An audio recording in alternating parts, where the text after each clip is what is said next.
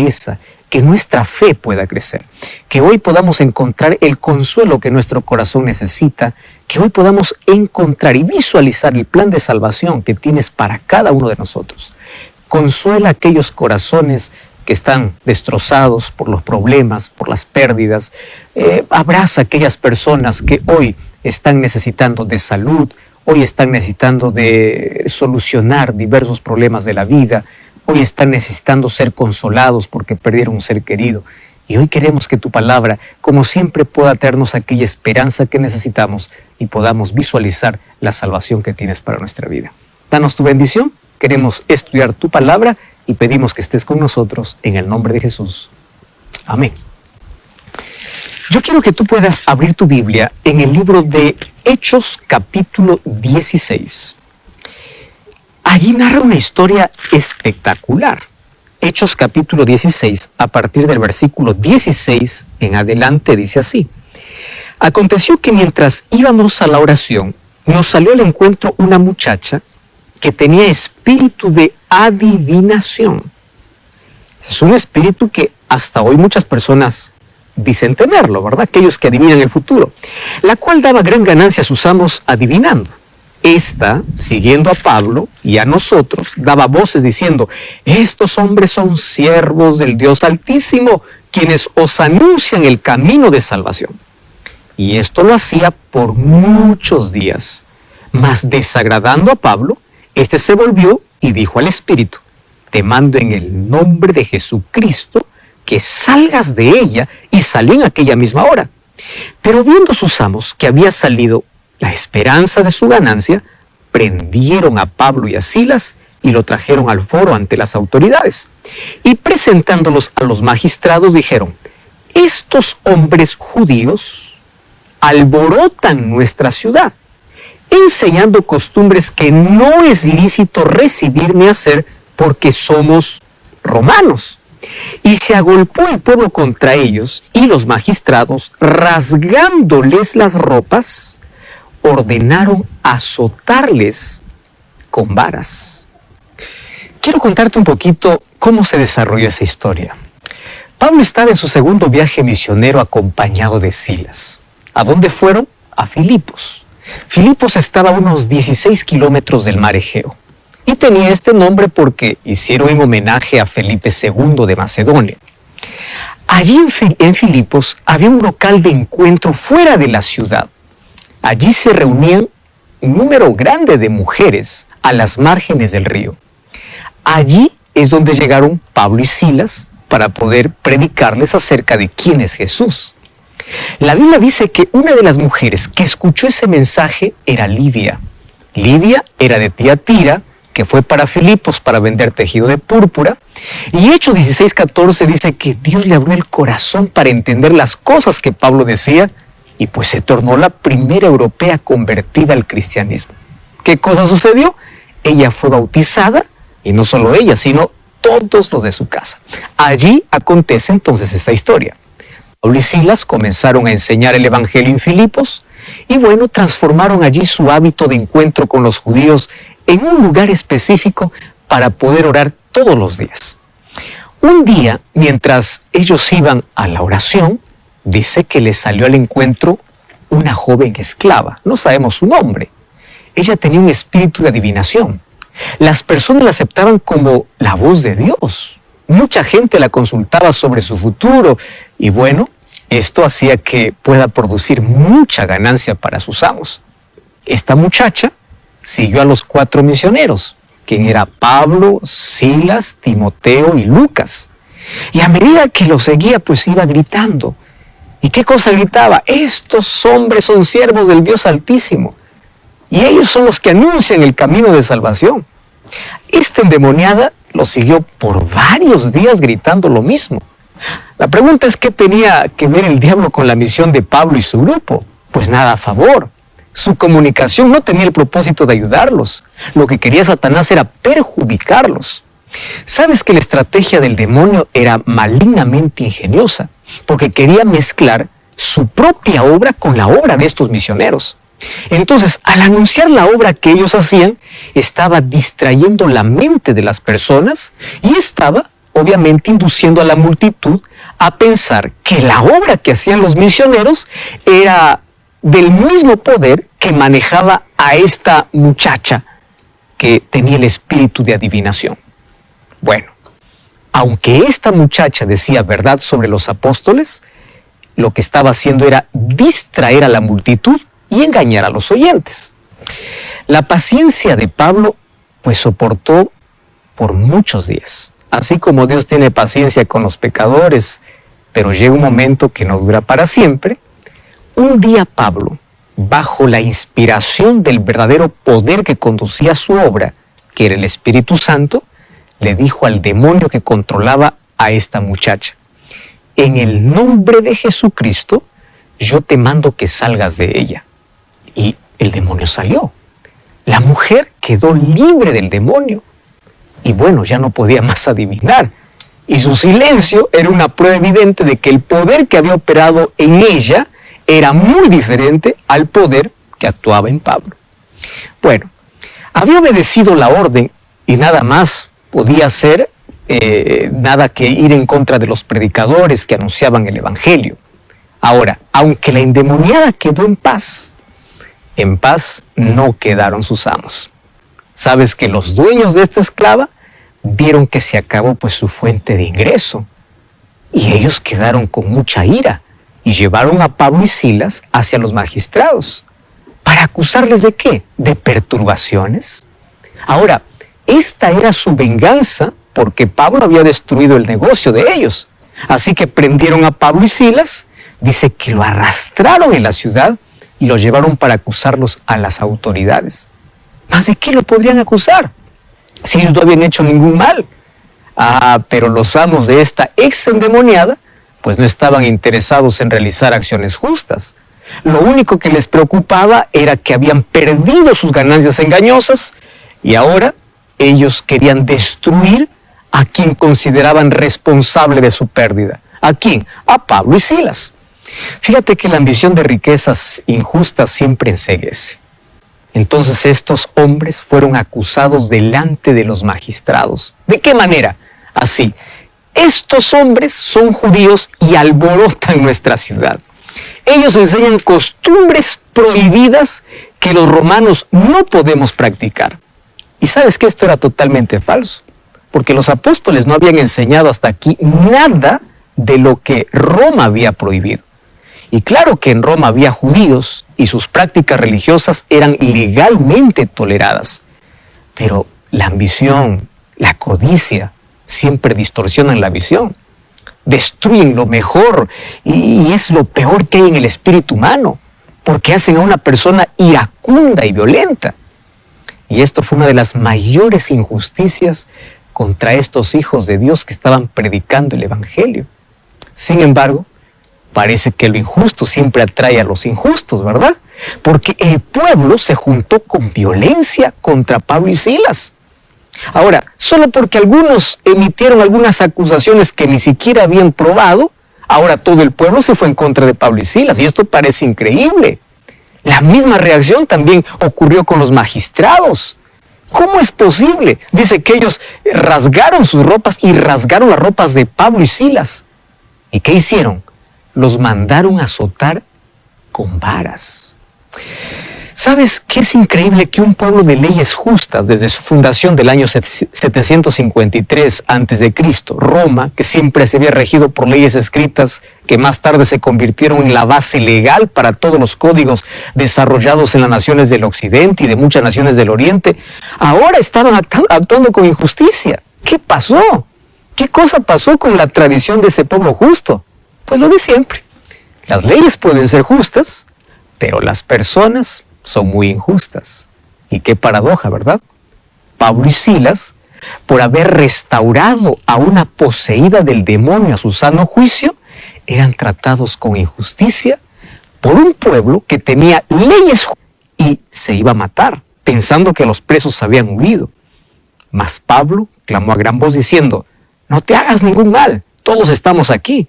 Entonces él, pidiendo luz, se precipitó adentro y temblando se postró a los pies de Pablo y Silas y sacándoles les dijo: señores, qué linda pregunta, ¿qué debo hacer para ser salvo? Y ellos dijeron: cree en el Señor Jesucristo y serás salvo tú y tu casa. Y le hablaron la palabra del Señor a él y todos los que estaban en su casa. Ya te fijaste en la escena, con las espaldas sangrando, siendo tratados de la manera más injusta, fueron colocados en una celda, allá en la última celda donde es imposible escapar. Y para poder asegurar, para que estos no pudiesen escapar, para que estos no pudiesen huir, pues colocaron sus pies en el cepo. El cepo era un instrumento ideado para sujetar, para retener o para inmovilizar a las personas. El carcelero solamente cumplía órdenes, tenía que mantenerlos seguros de cualquier modo. Y él sabía que para poder tenerlos bien a esos prisioneros, tenía que imposibilitarlos de poder caminar. Y ahí estaban Pablo y Silas, allí en ese ambiente frío, donde hay mucha gente que hace mucho tiempo no ve la luz del sol, donde solamente ven 4 paredes, donde solo se escuchan llanto, gritos, lamentos, donde solo se escuchan cadenas. Sin embargo, estos dos, Pablo y Silas, no gritan, no insultan, no reclaman, solo cantan y oran. Sus espaldas están llenas de surcos por los látigos, está llena de sangre, pero ellos, en lugar de reclamar, se ponen a cantar. Sabes que no es fácil adorar cuando las espaldas están sangrando, cuando no tienes todas las respuestas para las preguntas que tienes, pero sigue confiando, porque los hijos de Dios también sufren injusticias, porque están en un mundo cruel, en un mundo injusto, donde el príncipe de las tinieblas disfruta cuando los hijos de Dios sufren. Recuerda, José entró en un pozo de manera injusta. Daniel entró en una cueva de leones de manera injusta. Los amigos de Daniel entraron en un horno de fuego de manera injusta. Pablo y Silas entraron en la cárcel de manera injusta. Pero Dios nunca los abandona. Él siempre recompensa la fidelidad. Y te recuerdo que detrás de cada circunstancia difícil siempre hay un propósito mayor. Porque lo que el diablo usa para poder destruir a los hijos de Dios, Dios lo puede revertir y Dios lo puede usar para tu mayor bendición. Recuerda el texto, a los que aman a Dios, todas las cosas cooperan para bien. ¿Qué sucedió? Era la medianoche, Pablo y Silas estaban orando y estaban cantando himnos, estaban alabando la grandeza y el poder de Dios. De repente un terremoto muy grande movió desde los cimientos de la cárcel. De manera muy extraña, se abrieron las puertas como si alguien de manera intencional lo hubiera hecho. Y como si una mano poderosa estuviera en acción, pues allí cayeron las cadenas de todos los presos. ¿Qué sucedió? En ese instante, el carcelero despertó. Y al ver el cuadro de destrucción, al ver las puertas abiertas, al ver los presos sueltos, sin que él pudiera hacer nada para poder detenerlos, él pensó que todo eso ocurrió mientras él dormía. Así que allí pensó lo siguiente: perdí todo.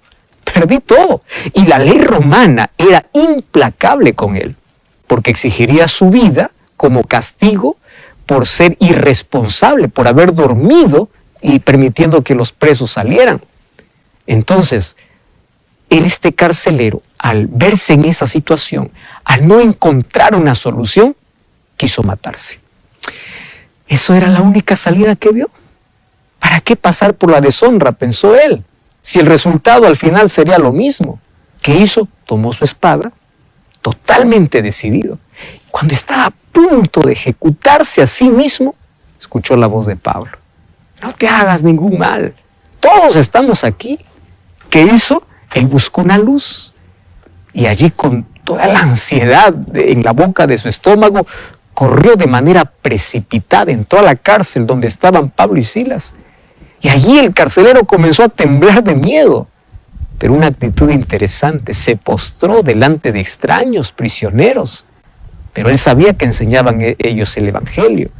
Él sabía de que estos prisioneros no protestaban por la injusticia, aun cuando de manera injusta fueron azotados. Él sabía que en la incomodidad de la prisión cantaban alabanzas a Dios. Cuando el terremoto los había dejado libres, no solamente estos quedaron en la prisión, sino cuidaron de los otros presos para que ninguno escapara. Claro, tantas evidencias había de que estos eran hijos de Dios. ¿Sabes qué? En un instante, pasó del terremoto al temblor de todo el cuerpo de este carcelero. Temblor que no podía controlar.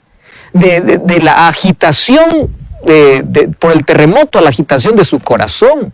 Y fue movido al arrepentimiento, a la búsqueda de la salvación. Dice el texto que lo sacó de la cárcel y les hizo la pregunta más linda que todos tenemos que hacer. ¿Qué debo hacer para ser salvo? No era necesario aquí un discurso. Por lo visto el carcelero ya sabía todo. Fuera porque él mismo habría escuchado alguna predicación de ellos en la ciudad o porque alguien ya le habría contado acerca de quién es Jesús. Ahora, por otro lado, yo encuentro que este hombre era muy sincero, que estaba dispuesto a hacer todo lo que le mandaran. Entonces, con mucha sencillez, aquí Pablo y Silas le dijeron, cree en el Señor Jesucristo y serás salvo tú y tu casa. ¿Y sabes qué hicieron? Los llevó a casa, curó sus heridas, los atendió de la mejor manera posible. Y mientras ellos hablaban de la palabra de Dios, no solamente el carcelero se entregó, sino también toda la familia. Dice que puso ahí una mesa servida para poder celebrar su nueva vida, su nuevo nacimiento. El texto dice que se regocijó con toda su familia por haber creído en Dios. Había pasado del temor al regocijo, de la incredulidad a la fe, de la muerte a la vida eterna. ¿Todo por qué? Por una acción, creer. Creer. Y a mí me encanta porque allí el versículo 33 dice que enseguida se bautizó él con todos los suyos. Porque esto es realmente creer. ¿Qué cosa es creer? No es solamente un conocimiento superficial. Creer no se trata de decir, yo creo que Dios existe. Involucra otros aspectos. También el aspecto actitudinal. ¿Cuál es tu actitud en relación con aquello que crees? Tú sabes que Santiago 2:19 dice, el diablo también cree. El diablo también tiembla, pero no se arrepiente.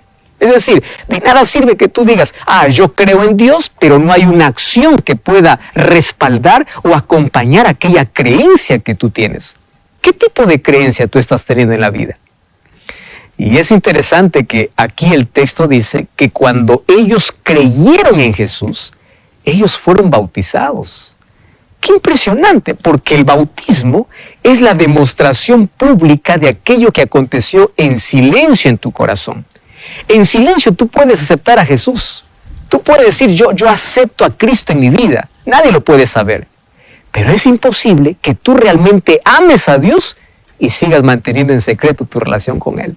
Una de las maneras más lindas de poder expresarlo es pasando por el bautismo. El bautismo es un símbolo de una entrega, un símbolo de un compromiso, un símbolo de lo que realmente significa creer.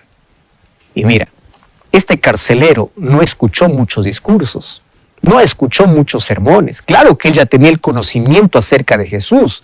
No es que él creyó en la nada, porque el conocimiento de Cristo también se basa en un conocimiento bíblico. Sin embargo, él estaba dispuesto a hacer todo, absolutamente todo, porque Dios le había salvado la vida.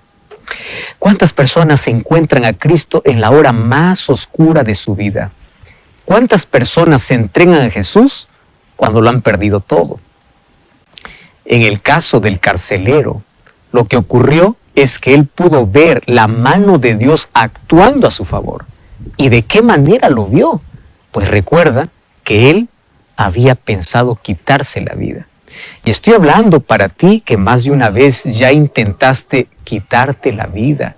Tú ya tenías todo planeado, pero algo intervino. Y mira, el mensaje también es para ti, para que tú puedas pasar de la desesperación a la esperanza, de la muerte a la vida. Dios hoy puede romper las cadenas que te están prisionando en el corazón. Dios puede hoy darte libertad. Dios puede hoy cambiar tu vida para siempre. Ahora, todo lo que tienes que hacer es creer en Él, porque aquel que cree camina con Él y lo demuestra con acciones. En este caso, como el carcelero y su familia, él y toda su familia fueron bautizados. Sabes que esta es la acción que nos lleva a la salvación. La incredulidad, la duda, las excusas te cierran las puertas del cielo, pero creer y aceptar en la gracia de Jesús te abre un nuevo horizonte, te cambia la visión de la vida. Una de las cosas que me impresiona en la vida de este carcelero es lo siguiente. Antes de conocer y de entregarse a Jesús, su vida giraba alrededor de un trabajo. Lo que más le importaba es lo que dijeran sus jefes o el emperador. Tanto así que en el momento que él pensó que tenía que dar cuentas a sus superiores, pensó que la vida acabó. En el momento que pensó de que el trabajo se acabó, su vida acabó. ¿Cuántas personas hoy también su vida gira alrededor de cosas, de personas, de circunstancias? La vida de muchas personas está atada. ¿A qué? A circunstancias, a situaciones, a dinero, a poder, a riqueza. Termina eso, acabó la vida. ¿Cómo que acabó la vida? Es que tú estuviste aferrado en el lugar incorrecto. Ahora te invito para que tu vida pueda girar alrededor de Cristo, que Cristo pueda ser el centro. Y cuando Él es el centro de la vida, tu visión cambia. Tú podrás perder todo lo que quieras en la vida, pero siempre tendrás esperanza, siempre tendrás fortaleza, siempre tendrás motivación, siempre podrás salir adelante. Eso es lo que Dios puede hacer en ti. En esta historia hay varios detalles interesantes. Sin embargo, también otro punto importante que analizamos es lo siguiente. Dios permite situaciones inesperadas en la vida porque es la única manera de que el ser humano pueda detenerse para poder escuchar su voz. ¿Ya te diste cuenta que mientras el mundo estaba de manera precipitada, corriendo de un lado para otro, haciendo planes a largo plazo, un pequeño virus vino para decirle: espera un momento, tú eres frágil, tú puedes planear lo que quieras, pero tú no conoces el futuro. Tú puedes tener el dinero, la riqueza que quieras, pero no podrás solucionar una pequeña amenaza. Tú eres frágil, tu vida es corta. Mira, las circunstancias difíciles de la vida muchas veces nos lleva a estar de rodillas como este carcelero. Exactamente. Porque son en los peores momentos, cuando nuestro mundo se cae, cuando nuestra vida se desmorona, cuando nuestro corazón está hecho pedazos, donde reconocemos nuestra fragilidad. Y cuando reconocemos nuestra fragilidad y nuestra incapacidad, es donde buscamos el poder de Dios. ¿Ya te diste cuenta que este carcelero nunca hubiese creído, nunca hubiese aceptado a Cristo si no hubiese sido por un evento difícil en la vida? Si no hubiese sido porque un momento creyó que perdió todo en la vida, si en un momento él hasta no quiso quitarse la vida. Los momentos más oscuros de la vida pueden resplandecer con la luz de la esperanza que Cristo te da. Tus días más oscuros pueden tornarse en bendición cuando tú te colocas de rodillas en la presencia de Dios y haces la pregunta más linda que ya escuchamos hoy. ¿Qué debo hacer para ser salvo? ¿Qué cosa es lo que tengo que hacer para ser salvo? Y la respuesta es simple, es corta, es sencilla. Cree. Deja a un lado tu incredulidad, deja a un lado tu rechazo, deja al lado tu excusa, deja al lado las cosas que te impiden entregarte a Jesús. Cree en el Señor Jesucristo, pero no solamente digas, pues yo creo con mi conocimiento intelectual, cree con tus acciones, cree con tu vida. Hazlo evidente. Todo aquel que dice creer no se quede en la inactividad, porque la fe siempre te lleva a la acción. ¿Entendiste? La fe te lleva a la acción.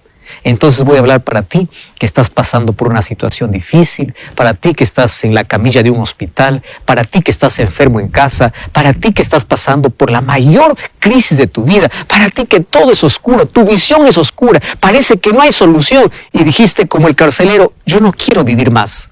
Déjame decirte algo. Esta circunstancia por la cual estás pasando puede ser el megáfono de Dios diciéndote, yo quiero que creas. Hasta aquí tu incredulidad te llevó lejos de la salvación. Hasta aquí tu incredulidad cerró las puertas del cielo. Hasta aquí tu incredulidad te llevó al fracaso. Pero hoy levanta tus ojos. Hay un Dios que te dice, cree en mí. Y aquí hay una palabra para ti. Cree en el Señor Jesucristo. Y demuestra que crees en Él caminando con Él. Demuestra que crees en Él entregando tu vida a Él sin miedo, sin reservas. Y verás cómo la vida cambia, cómo la vida de tristeza se convierte en una vida de regocijo. ¡Qué maravillosa manera de poder concluir esta historia diciendo lo siguiente! Que después que ellos fueron bautizados, ellos se regocijaron por haber creído en Dios. La fe trae regocijo. La incredulidad siempre trae desgracia para la vida. Y en el nombre de Dios yo te invito a creer. Creer va más allá del conocimiento intelectual, va a una acción que tienes que tomar. No importa la situación por la cual estás pasando.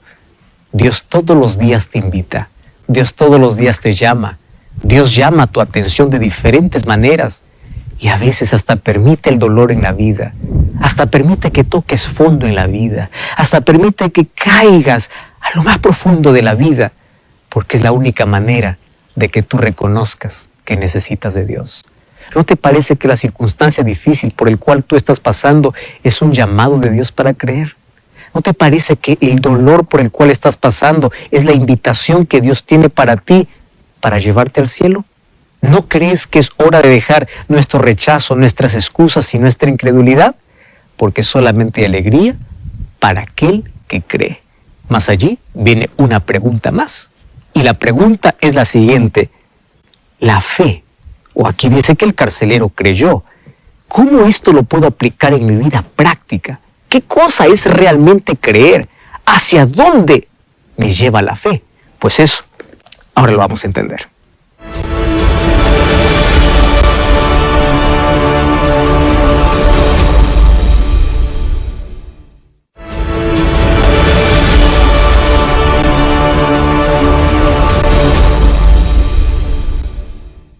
Cuando el carcelero dijo, creo, no era una decisión emocional o irracional, porque la fe no es la crucifixión del intelecto o la crucifixión de lo irracional.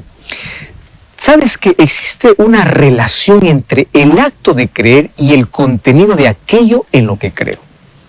El carcelero fue llamado a creer en una obra específica, en la obra de Jesús. Yo quiero mostrarte que existen tres aspectos vitales de la fe. Número 1, la fe como contenido intelectual, o sea, está unido a la revelación comunicada en la Biblia. Creer en Dios, en un Dios que existe, en Jesús que se encarnó, que vino, que murió.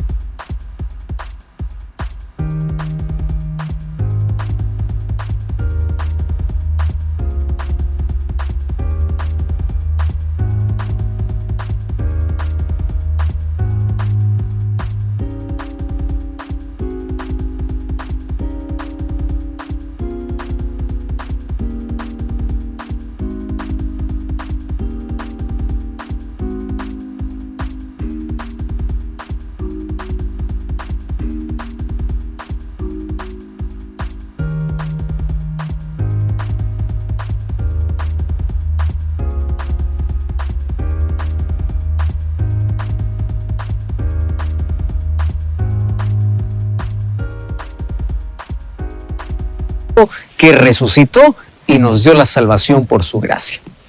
Número 2, una fe como aceptación mental. Esto va más allá del saber, va más allá de saber que Cristo murió en la cruz. Es que yo ahora acepto su sacrificio, lo acepto como Salvador.